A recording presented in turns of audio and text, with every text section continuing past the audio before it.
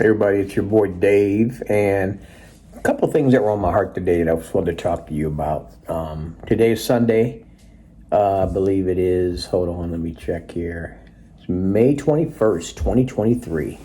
Man, this year is flying.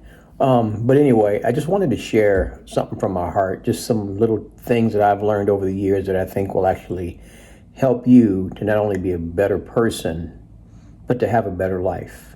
So the first thing is, when you head out your door, whether it's to go to work or to go to the store or to go visit somebody, to go to church, keep this one thing in mind.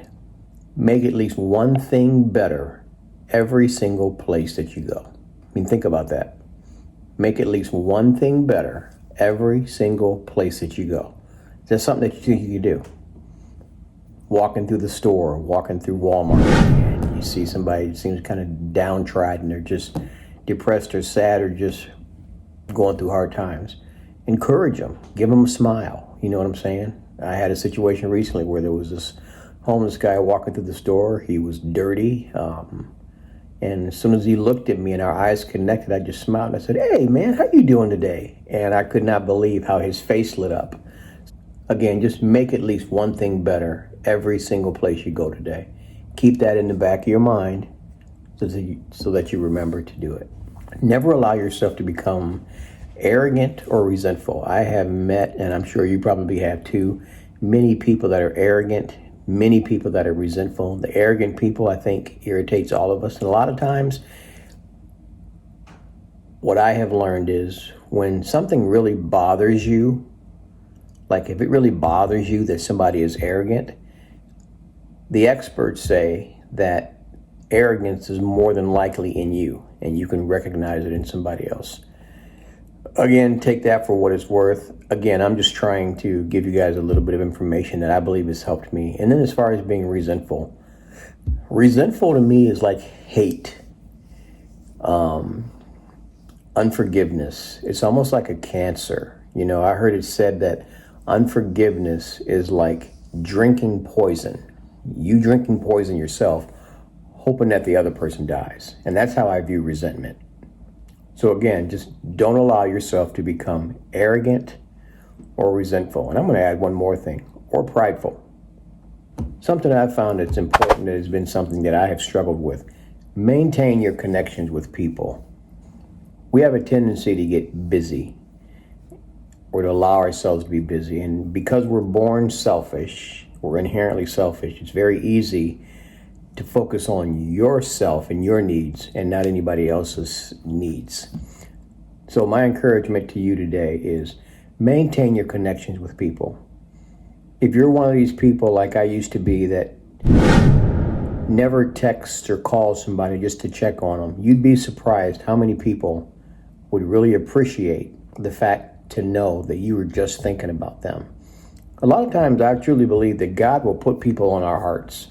We just ignore it or we pass it off and we move on.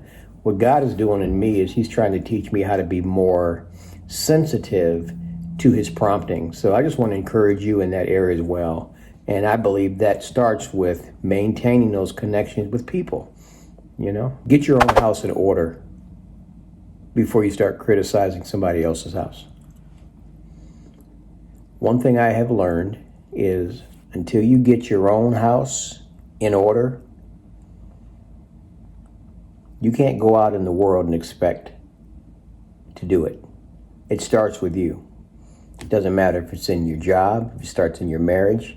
And I'm kind of speaking more to the men here because as the men, God has placed us as the head of our home. So get your house in order before you start looking at somebody else's house.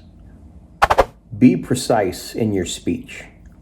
I can't tell you how many arguments my wife and I have gotten in over the years. She is a word person, and I have had to learn to be a word person, and I'm still trying to catch up to where she is. But I allow myself sometimes to get a little annoyed or upset because she will hold me to something that I said. And there are times where I struggle with my memory or what it was that I said. And because her memory is better, she will say, "No, you didn't say that. You said you were going to do this." And it's frustrating for me, but at the same time, it also encourages me to work harder at being better in that area. So again, be precise in your words. Remember that what you do not yet know is more important than what you know right now. And lastly, be grateful in spite of any suffering that you're going through. Jesus said, in this world you will have tribulations, but be of good cheer. I have overcome the world. I love you guys. Be blessed. Please make sure that you like this video. Please be sure that you share it with somebody that could use a little bit of encouragement. And also, don't forget to subscribe to the channel. So for those of you that love movies, I recently went to go see the movie Nefarious, which is a Christian-based movie. It's about demons, and I did like a good review on it. So if you're thinking about going to see it, if you haven't gone and seen it, you might want to check out this video right over here. And like I said, I love you guys, and I will see you on the next one. Peace.